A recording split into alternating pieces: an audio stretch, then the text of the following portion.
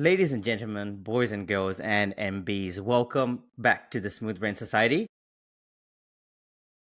I wanted to just announce that we're doing something pretty cool for the next few episodes and hopefully in the long term because we have partnered up with the British Neuroscience Association and the Brain Charity and Liverpool Neuroscience Group for some upcoming events. And also, more importantly, we have Bethany Facer, who has joined the Smooth Brain Society team and is hopefully going to be on in a semi-permanent position, co-hosting a lot more episodes. She was on as a guest a while ago. But yeah, Beth, welcome to the Smooth Brain Much Society. here for having me. Hello, everyone. I'm Bethany Facer. I came on before. I'm a final year PhD student looking at Parkinson's disease, and I'm also the student and early career representative for the British Neuroscience Association. So what a time to join. Yeah, exciting. So could you tell us a little bit about sort of the British Neuroscience Association and the Brain Charity and all the other organizations and what you guys do? Of course. So I'll start with the British Neuroscience Association. So it is the largest organisation dedicated to connecting and supporting people in neuroscience, from researchers to clinicians to students and industry professionals and all those who fall in between. It's got over 3,000 members, and they're basically all about making neuroscience more visible, inclusive, and collaborative. But there's three main principles that they focus on, and that's informing, connecting, and influencing. So we want to inform the public and policymakers about neuroscience and why it matters, connecting people across all areas of the field, whether it's lab research, clinical work, or industry, and influencing decisions at national and international levels to make sure neuroscience has a seat at the table, shall we say. So this and the connection with that is at the end of April, the British Neuroscience Association are coming to Liverpool for their once every 2-year festival. And we have a whole host of fantastic speakers. So if you haven't got your tickets, do. And even if you don't have tickets or you're not a neuroscientist, there is loads of events for the public as well. And just to add to that, we'll be interviewing a few guests who are speaking at the British Neuroscience Festival in the next couple of weeks, and then after that as well as it goes on through the year. So that's probably building up hype in the next couple of years. So if people aren't around, it's a bit too late to come to this one. You guys can come to the next one and listen. Yeah, for absolutely. the next couple of years. Yeah. So as well as the speakers, we've got a couple of speakers we're interviewing. We also have, for the kind of the wider public, something called Bring Your Own Brain, which is ran by Dr. Susanna Walker from LJMU, Liverpool John Moores University. This is where we're bringing lots of activities to the public, public interest. So this is things from comedy nights, neuro nights, what is blindness, a world unseen, where people can kind of experience and kind of understand what people who are blind go through. And then we've got Remember Me, Memory in the Brain, which is about dementia and aging. And this is really to engage the public in neuroscience. So we know that we can't, as neuroscientists, it's so important that the public understand what we're doing and why we do it. So like for the wider understanding. Oh, awesome. Just a reminder for people that both myself and Bethany will be performing at the comedy nights as well on the 24th. So you have 2 weeks from the day of the episode releasing to go get tickets for that if you're around the Liverpool area, hopefully, or around England. I'm traveling from Glasgow, so I hope people can travel from around the UK. But yeah, awesome. And Dorothy joined us. So people, the very first episode for the BNA, we're going to be talking to Dr. Dorothy Tse from Edge Hill University. Her research focuses on neurobiology of memory, so with a particular focus on understanding how the brain processes and retains new information. And she also collaborates with a variety of patient and public involvement groups and charities to promote healthy aging and brain health, and works with the British Neuroscience Association. So thank you, Dorothy, for coming on, and welcome to the Smooth Brain Society. Hi, nice to see you all. Oh, awesome. So yeah, so very first question, I guess, because I gave a little introduction of you, but if you could to elaborate a little bit more into the work you do and your role with the British Neuroscience Association, please? Sure. So first of all, thank you so much for having me here. It's wonderful to see you all. So my name is Dorothy. I'm a cognitive neuroscientist, and I'm also a reader at Tse University. I lead a research lab that investigates memory, learning, and also healthy aging. So my work focuses on how different factors affect memory and information seeking. The factors include prior knowledge and also novelty and curiosity. So I'm really interested on how prior knowledge and novelty shape what we remember, and also how these processes, change across lifespan. And I'm also particularly interested in developing behavioral tools that could bridge animal work and also to human memory research. That especially, translating the insight into dementia and also age-related cognitive decline, because I think that is important, to have both experiments like human working with human and also with animals. So this translational aspect is really important to my lab. And in terms of working with the British Neuroscience Association, it's great because I also, as the co-chair of the BNA 2025 Festival of the Scientific Program, and we're really excited because it's going to take place in Liverpool very soon, and it's a really unique conference that brings together researchers, clinicians, people with lived experience, and also different charities and organizations, also industry or professional, and the public to explore the latest advances in brain science. So we're really excited about that. Great. What's been your favorite part about organizing it, Dorothy? Oh, that's so many. Yes. I think there are different things that I really like. I think first of all is that it's really good to work with the BNA executive team. So they are really amazing, from Louise and Laura and everyone in the BNA executive team, and also working with the BNA the program organizers, the committee. So it's been great. So everyone is involved, and from choosing who's the plenary, to looking into the symposium, judging the posters and everything. So it's really great. And I think one thing I really like is also giving opportunities for earlier career researchers in the conference. So it's not just focusing on, what is the latest neuroscience, research, what is the hot topic. It's also giving earlier career research chances, to shine too. For example, with the symposium, what we ask is that the co-chair need to be at least one of the earlier career researchers, so from speakers and also co-chairs. So I think this is a really good thing, to see in a conference that you're providing, we're providing opportunities, for earlier career researchers. Yeah. Oh, that's really exciting, and it's so important that we inspire the young as the old have. Yeah.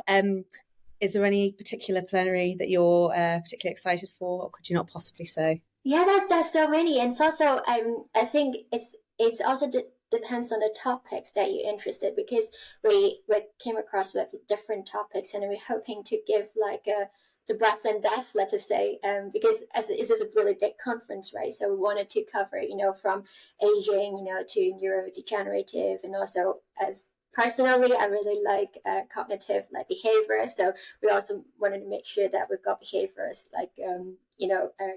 symposium and also poster there. So I think it's a flavor of different topics. Yeah.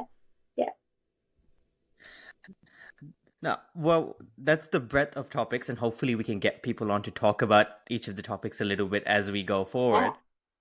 Okay, let's focus on your work for a little bit. So you said two things. You spoke about dementia and you spoke about healthy aging.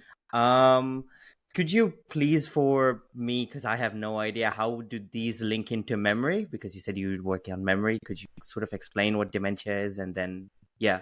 Yeah, sure. So I think maybe I'll give it a little bit of background of what I was doing previously and what currently I'm doing. How does that link together with different topics from memory, healthy aging to dementia? So I did my PhD and postdocs at University of Edinburgh. So back then I already really interested in looking into the neurobiology of memory. So using different models, to look into what's happening in the brain and how does that link to memory. And I'm also really interested in the behavior of it. So what previously I used is a behavioral paradigm. So imagine like you're exploring a new city, right? Okay, so am I understanding you're from Glasgow? Yeah. So so Glasgow, in other words, quite close. So let's just say you have a really good map of Glasgow, right? And then perhaps Bethany have a really good map of like Liverpool. So you have a really good prior knowledge of what's going on. And let's just say maybe I'll tell you there's a new exciting like Japanese restaurant open in Glasgow. You may remember this information really quickly because you have a really good prior knowledge. However, if I'm new to Glasgow, if you tell me that, there's like something like really exciting open, I may not remember this information because I don't have like a really good like a memory or prior knowledge of that. So I'm really interested in looking into what makes memory last. So what factors contribute that? So that's a like important element for me. So that is what I've been doing. But since I set up my lab in Liverpool, I'm expanding, using different models too. So in addition to the animal models, I'm working with different communities and looking into how does that impact like human for this. So and again I'm really interested in how does these factors affect like memory, because the reason I'm really interested in is because you probably heard of like when people develop Alzheimer's or having dementia, and especially with Alzheimer's, maybe one of the first symptoms is that they have difficulties in remember their way home. So maybe they go for a run and then they forgot, oh, where am I? Why am I here? So like one of their early symptoms is like you have this sudden memory lost, and also with linked with spatial navigations, like couldn't find their way home. So this is why I'm also really interested in how does that link with memory, to Alzheimer's disease. Yeah. And in terms of how does that link to like healthy aging and in general, because I would like to promote brain health in general, so that like if we live having like a healthy life, that hopefully it will slow down the decline with the cognitive decline. Yeah. So that is how like these elements like memory, healthy aging, and also dementia. Yeah. I have a personal anecdote of this. So my grandmother's sister, she unfortunately passed away a year ago, but she had Alzheimer's, and there's this now funny story in my mind of a few years ago. She was at the hospital, and while my aunt went to pay the hospital bill in India, she, this elderly woman gets up, goes outside, grabs a taxi, and leaves. And we all know at this point in time that she has Alzheimer's, and everybody's worried where she is. Yeah. And instead of going to where she lives now, she went to her old childhood home because she had a memory of that. Yeah. And I guess that links very well into what you were saying about having a map or idea of places you're familiar with. And then I think they had moved to the new house only 3 or 4 years ago. And although she developed Alzheimer's after, she didn't remember that address. I didn't. Yeah, and I hear you, and a lot of people have really vivid memory of the childhood. For example, when I work with different patients and also carers, and when you start to play music, right, like it's like from their childhood, they can sing like beautifully and remember all the lyrics. However, if you ask them, well, what did you have for lunch like recently, they will not remember anything like recent memory. However, they remember like where I lived like previously, like childhood, and also like songs, and also books, and also language too. So if they spoke like different languages when in this childhood, they remember that. Yeah. Oh, that's super interesting. Is there? I have a question then, because is it also this importance or salience of the memory? So, for example, I probably don't remember my lunch from 4 days ago, but I definitely remember the songs I used to sing as a kid.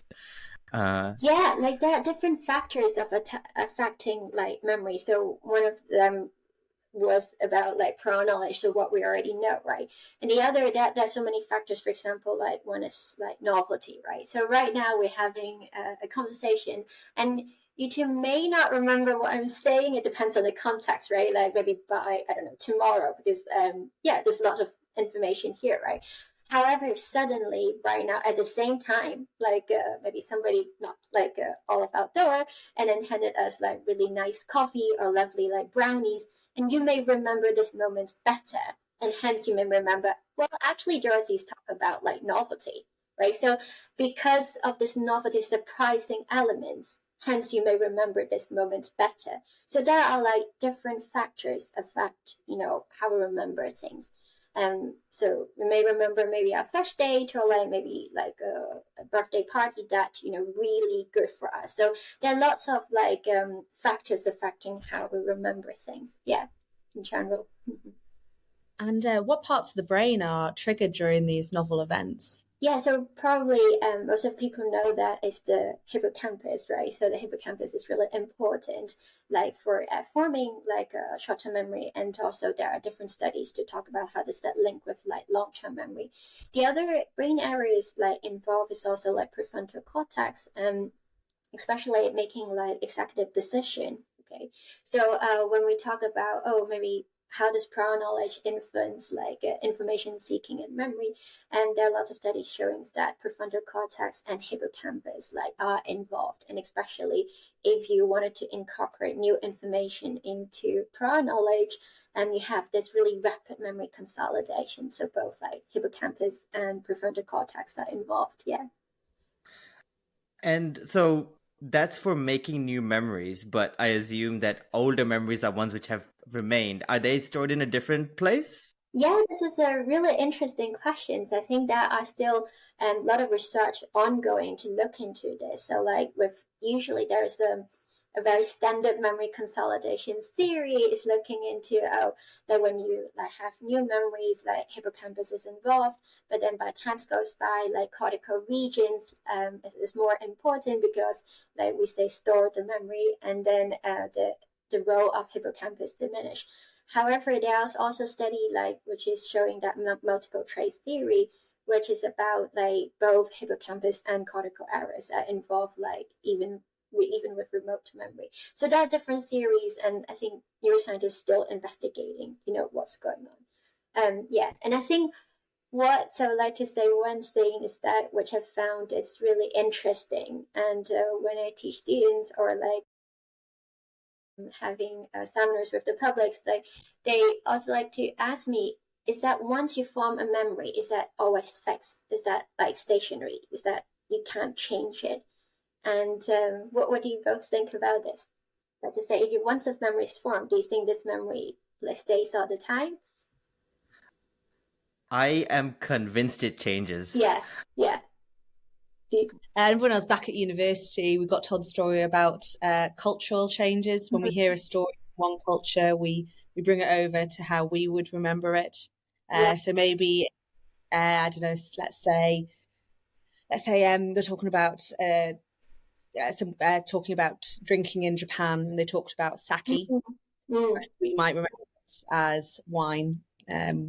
These memories be kind of like overrided with like how we would perceive it rather than how that culture would perceive it. So yeah, I'm sure they can check like that. That's how I view it as like it. So I think both of you are right on that sense, is that like sometimes it's not like once this memory form is not like it's fixed, it's not like stationary, it's quite plastic, what we say. Like sometimes when we relive it, it may change a little bit, and also depends on the context, right? Like so it basically is saying that it's the ability to change for the memory. Yes. Yeah, I can see one place where this probably plays a big role is in the criminal justice system, right? With witnesses, if your memory changes. I remember Dr. Faye Skelton from Edinburgh Napier University came on, I think 2 years ago now, and she was speaking about memories and eyewitness testimony causing problems because of it changing, and like that, and that sort of blew my mind back then. That's also another reason why I remember that. Yes, I'm pretty sure that memory changes. It's not static. And wasn't it that language used as well? So when they were talking about when they were driving a car and it hit into somebody, it was hit, smashed, tapped, bumped, and then they would say how fast is the car going, and some people would be like, tapped 15 miles per hour, smashed 30 miles per hour. And it was just that very change in language seemed to like alter the way that it viewed it. Yeah, I totally agree with both of you, because I think, Bethany, you were referring to the Loftus study, like Elizabeth, like, yes, it's really classic study.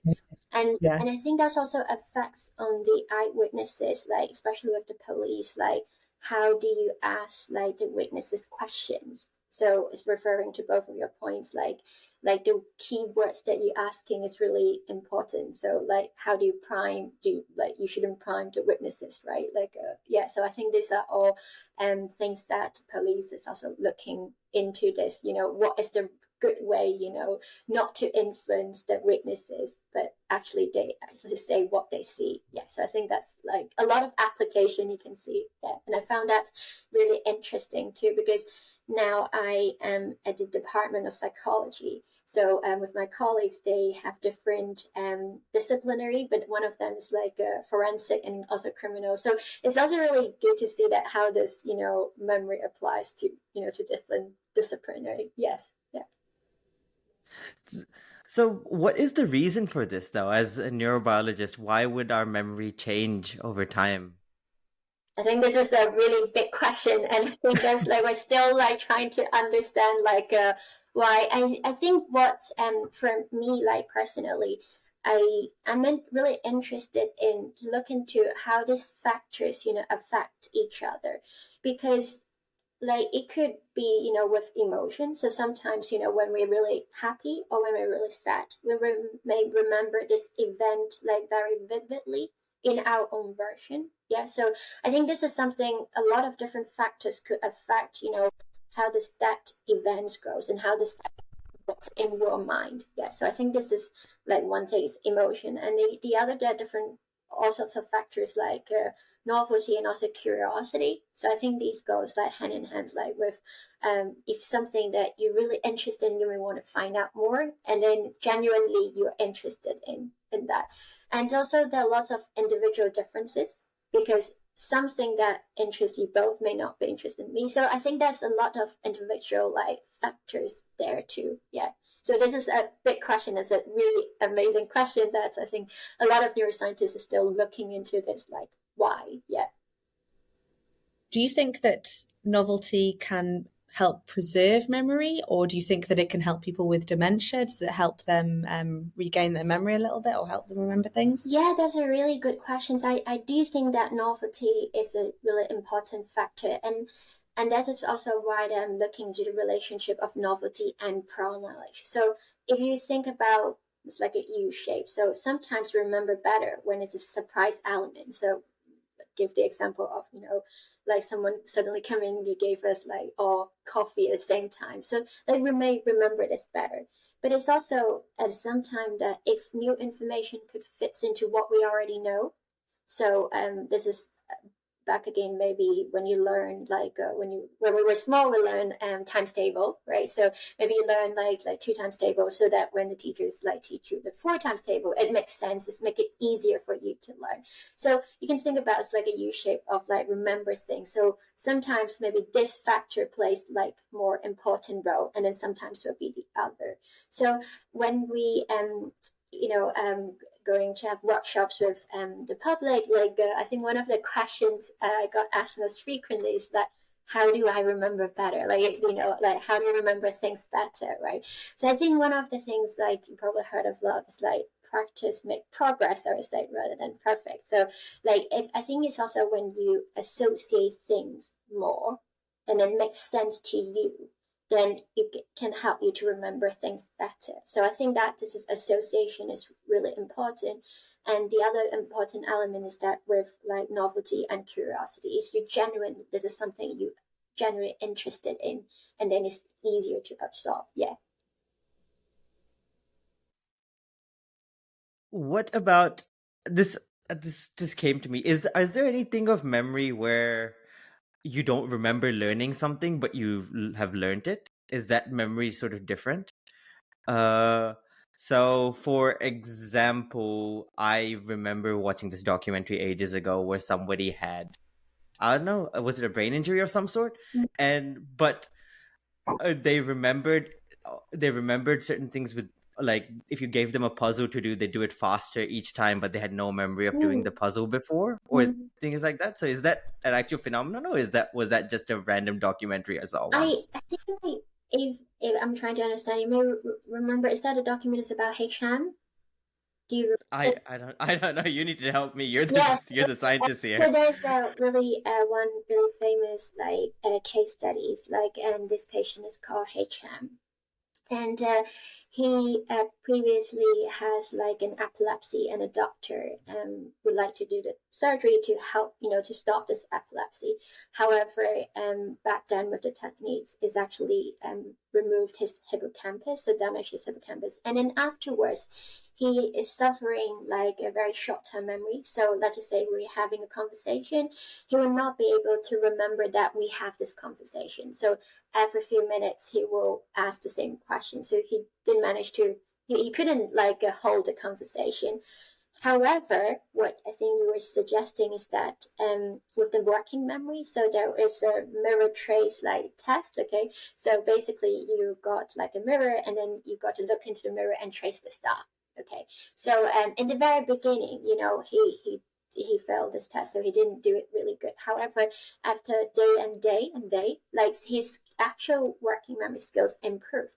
However, if you asked him, he couldn't remember that he was trained with this test. So I think that just now when you're mentioning this, it makes me think of this example. I wasn't sure is that the exact documentary that you were watching, but the idea is that he managed to perform it. Okay. However, he had no memories of remember learning this at all. But you can show with the data that's he actually traced the star really quickly. He actually knew, he actually acquired the skills. However, because of he didn't have the hippocampus, so he couldn't remember that actually training actually happened. Yeah. So does that mean you don't need the hippocampus to learn certain things? You still needed hippocampus to acquire new information. I think is that with that working memory task is he able to doing this more by procedure memory. He's actually that. Yeah. But with episodic memory, which is when we talk about events happens, you do require the hippocampus for the episodic memory. Yeah. Was it did he have a lesion on both sides of his hippocampus, or was it just both? one? Yes, yeah. Both, it's a medial temporal lobe, I would say. General, which with the medial temporal lobe, hippocampus is in it. Yeah, it's a really famous case. Mm-hmm. You probably can have a look at it online. Yes, it's a very important case in neuroscience. Mm-hmm. I think I taught about it a couple of months ago, and when I learned about it quite a while ago, I was like, God, is he really unhappy? And he kind of basically, he was like, I'm not unhappy. I kind of know what's going on, but if I feel like if I can help people, stop this from happening again, I'm here to do that. I'm happy to do so. Yeah. So I don't think he kind of had a very vague knowledge something was wrong, and he was happy to help, but apparently he was just quite happy-go-lucky. Yeah, and I think he got a really good remote memory, things from childhood that he could remember. Yeah. Okay, I want to take a step forward and ask you about how you actually do this research. So you did mention some tests. I always am intrigued when people bring all these big machines, and I know is it TMS, the one where you zap people in the head for a little bit with magnets, the ones with all the cables come out, the neuroscience-y stuff. So how do you do your research when you're talking about memory research? I know you spoke about doing lab work as well, or with animals, and interested in translational work. So yeah, what does your lab do? Yeah, so great questions. Yeah. And yes, I know it's TMS, and I'm thinking of previously you mentioned this EEG too, but I'll explain it a little bit more. Yeah, so I previously, when I was in University of Edinburgh, I did a lot of animal work, so using behavioral stuff and also doing optogenetics, so basically shining light into different neurons, to activate or deactivate them, and also calcium imaging, so implant a mini microscope into the brain, and while the animal is exploring, we record what is going on with the calcium channel. So looking into what's happening in the brain. Like, so this is like very exciting because that gives us tools and opportunities looking into what happened in the brain, and also behavioral wise what's going on. And since I came to Liverpool, I expanded my field because I'm really interested in the translation of it. And I think it's really important that we're able to apply what we learn into like human, because ultimately our goal is to contribute, to human, to improve our brain health and also well-being in general. So that is what I started to work with, like different organizations too, because I do think they are really important and also inform us, what they actually want to know. So as a researcher, I feel like sometimes we have our amazing like research questions, like, so we have really unique like fields, and then we build up on, oh, this is like great hypothesis, great research questions. And then I thought that, well, is that what the public actually wants to know? Is this something they really want to find out, or is that only like researchers want to find out? And that is why I started to work with different organizations, because what I'm interested in is like healthy aging in general. So I work with like University of Third Age, so U3A. So they are amazing like network. So they have like hubs throughout the whole UK. So I'm very sure that they have one in Liverpool, and also they have maybe multiples in Glasgow too. So definitely I know that they have one in Edinburgh. So the one that I work with is with U3A Alton and Ormskirk. So that's where we are like with a university. So they are a very vibrant group, and they're retired people, so usually 60 or 65 plus. So, and they really wanted to know the latest research of health and well-being. Yeah. So, and that is why we have this like co-creation idea. So what is that about? So in the very beginning, I will have a consultation like period with them. So they will let us know what kind of research area they would like to know more. So the topics and also research area is that from them. It's not just from us. So of course, I'm really interested in memory and dementia. However, what kind of like memory, what like in the memory and also dementia, they would like to know more. So it's driven from the community. And I think this is really important. Because when it's come from them, they will be more interested. And when we have the workshops together, it's very targeted to the communities rather than, I talk about all the mechanisms of like a memory. So it works really well. So we started this program now, it's for 3 years now. So I've got like some funding, and then we have this co-creation like with U3. And it's also forming a really nice professional bond, because whenever that I go to the coffee morning, I feel like positive energy from them, because they're really excited. They were like, okay, so what's going on? What's the new research? So we ran workshops, from different topics, from like physical activity. For example, we all know that physical activities, it's good for like across lifespan, right? But what types of activities, how long is that for that target age group? So they would like to know more. So more specific to them.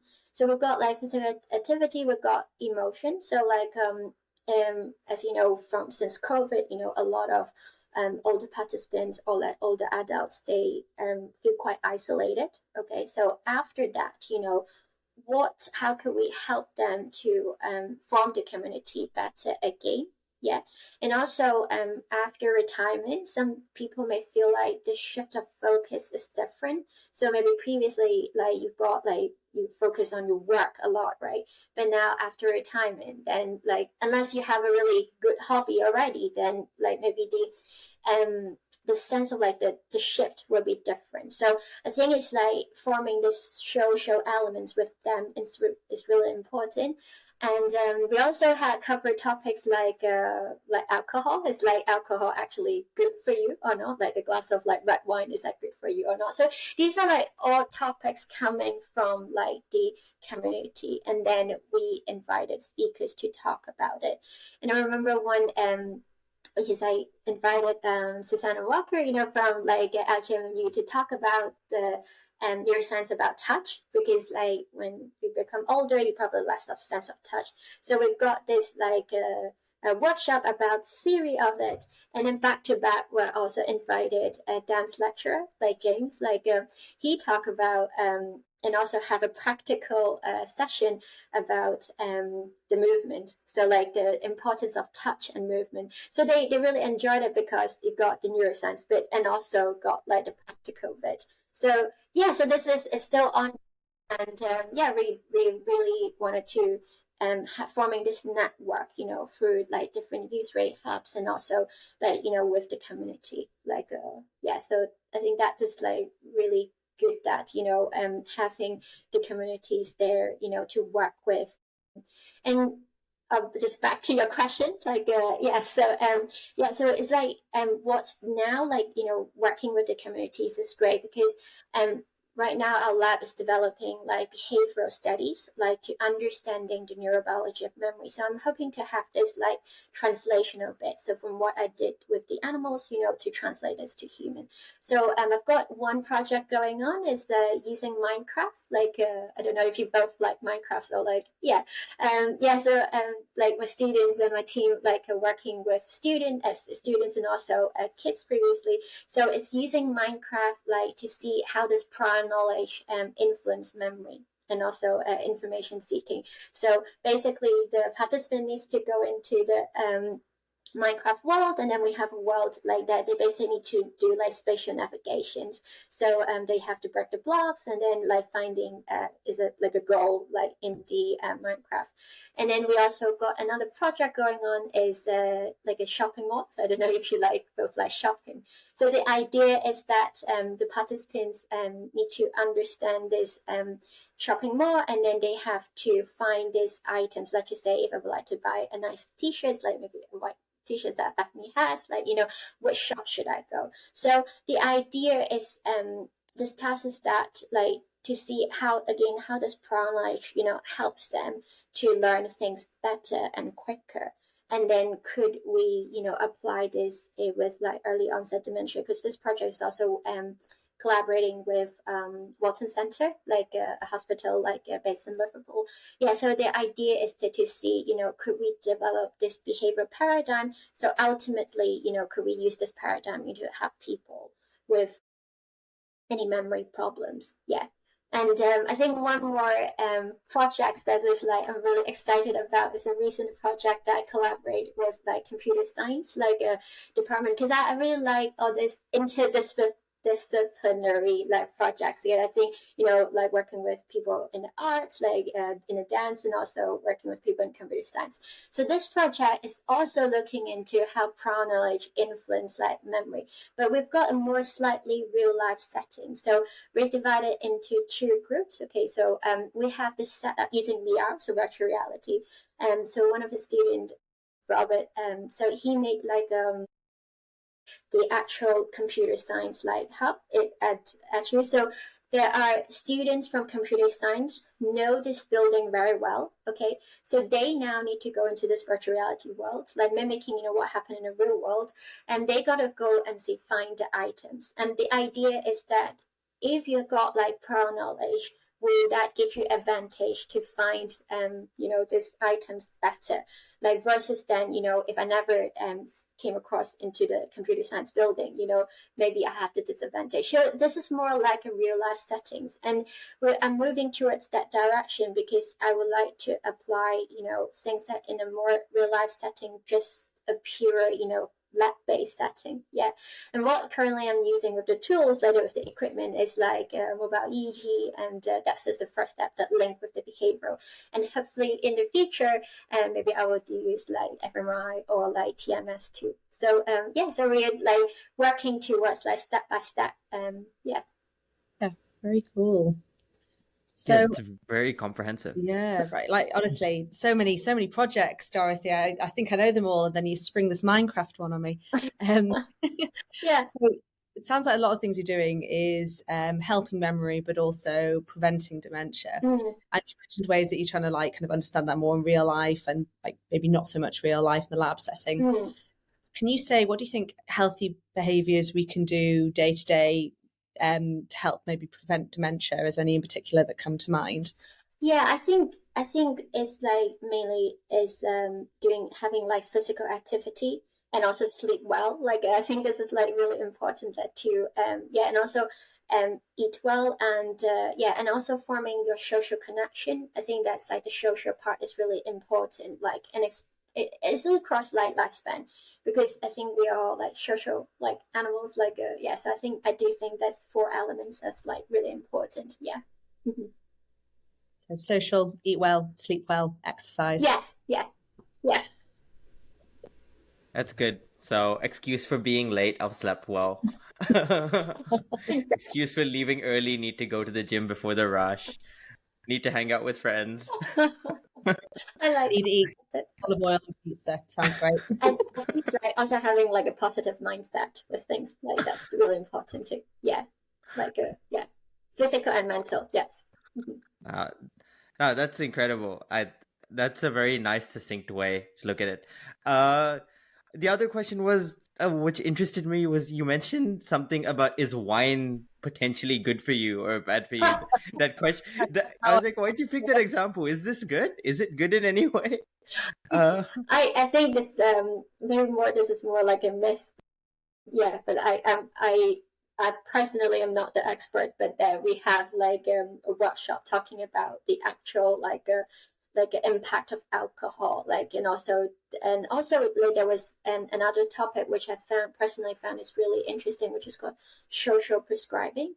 And then it's probably more recently, instead of like prescribing any like medicines, like social prescribing, together, like going out like for a walk in a like more green area is also important. So I think there are lots of different topics that we can cover, for health and well-being. Yes, and this is like I found it's like interesting, and through different workshops that I feel like I learn more about like have like a better like health and well-being life. Yeah.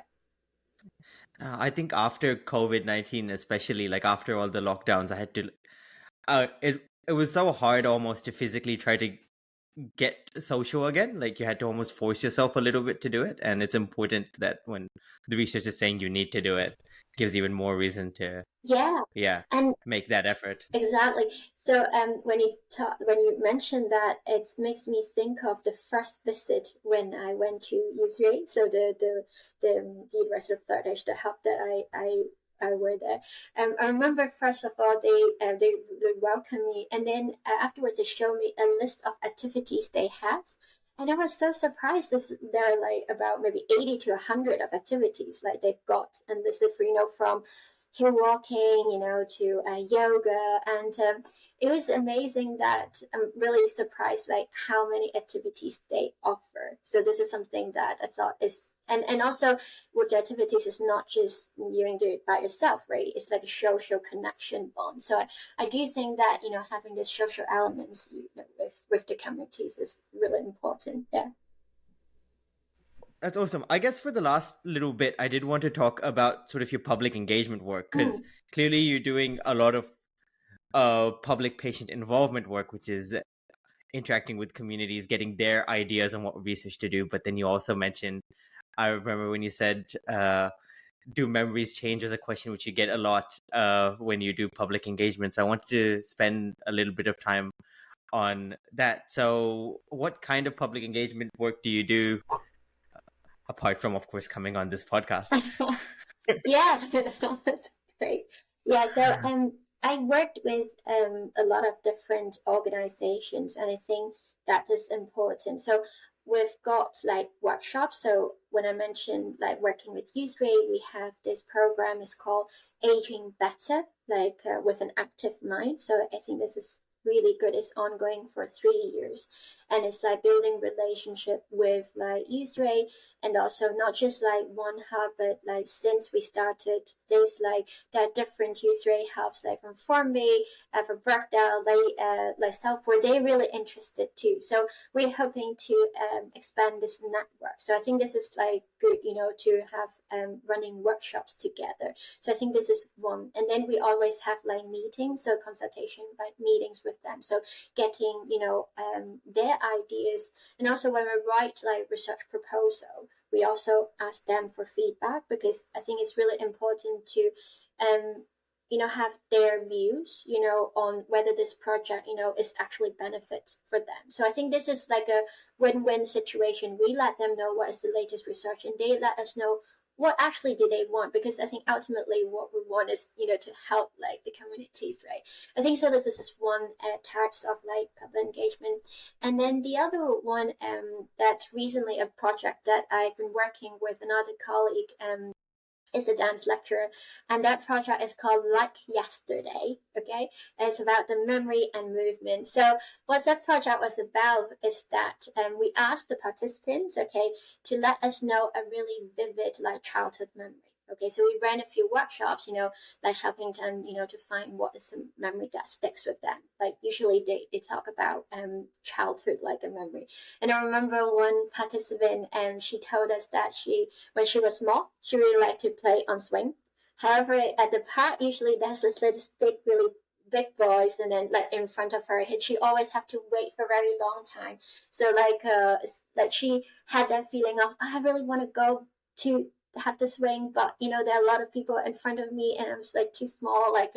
She just had that feeling. So what we did was that we built her a swing like in the art center, so that when she talk about it, she can swim like doing this.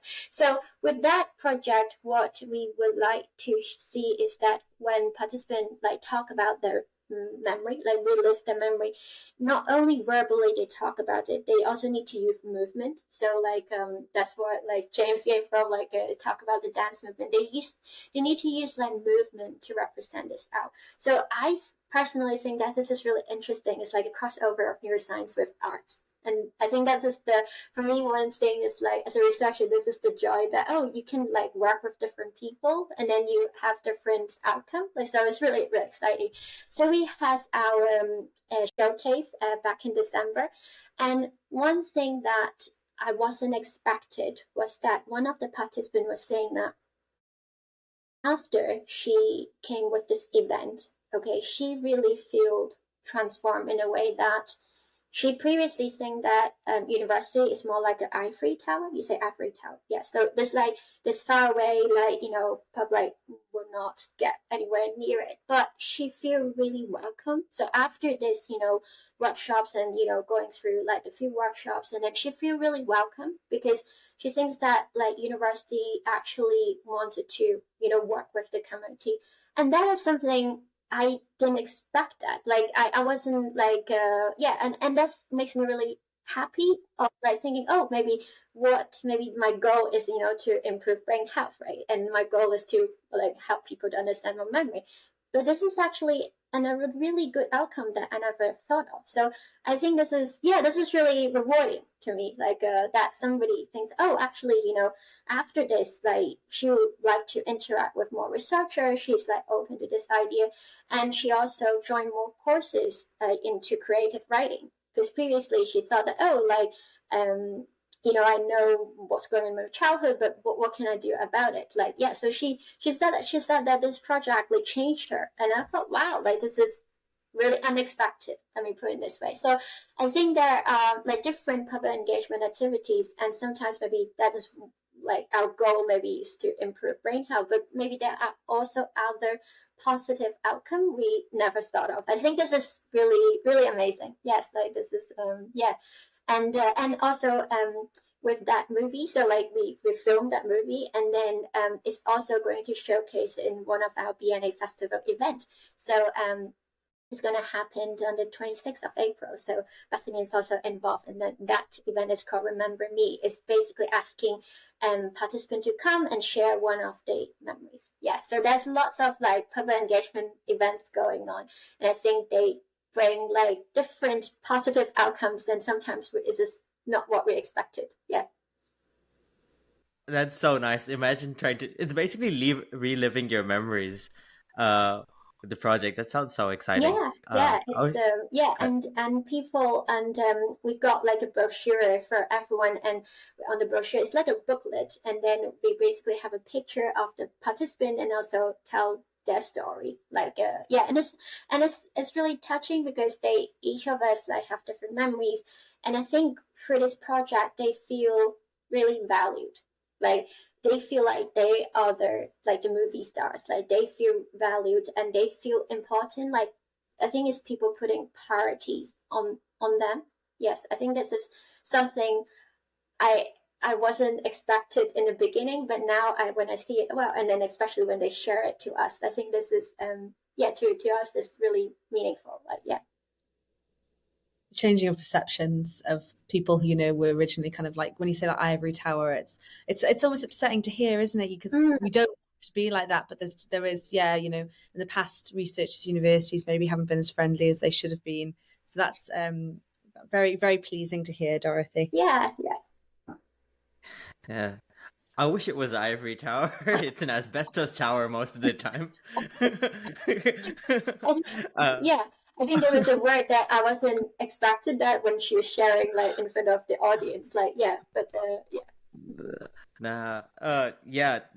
I know I keep talking on about how sometimes research and academia feels very pretentious and it needs to change, and things like this go a long way in doing that. But no, thank you so much. That was awesome. Any final thoughts? Anything which we didn't cover, Dorothy, which you'd like to talk about? Yeah, so I think maybe Bethany already mentioned previously that about the BNA coming. So I think we are all really excited about it. And I would like to say, with the BNA, is I think it's really good, like in addition to the scientific programs, we've got a lot of speakers, and I think it's also with the public engagement events, there are lots going on too. So I think this is like really inclusive. We would like to include like the public like coming. So I think this is something I would like to highlight. It's an organization, it's a festival, showcasing what we have been doing, and it's also would like to leave like more like a legacy, to join forces basically to show like about neuroscience, about brain health in general. So I would like to say that it's really if you have a chance, do join us and then come and like celebrate this like festival with us. No, awesome. Oh, thank you so much, Dorothy. Beth, any final words from you as well? Nope, thank you very much, Dorothy. I'm excited for the events this month, and there is, as you say, there is something for everyone, from the neuroscientists to the people who are scared a little bit by science. So please do join. And thanks for having me. It's really lovely to see you all. Yeah, awesome. Thanks so much, Dorothy. You're welcome. Thank you so much. All right. And also, especially thank you everybody for listening. If you can, please do show up to the Neuroscience Festival. If you can't, we will try to put as much content as possible online for you guys to join in and feel like you're a part. So until then and until the next episode, take care.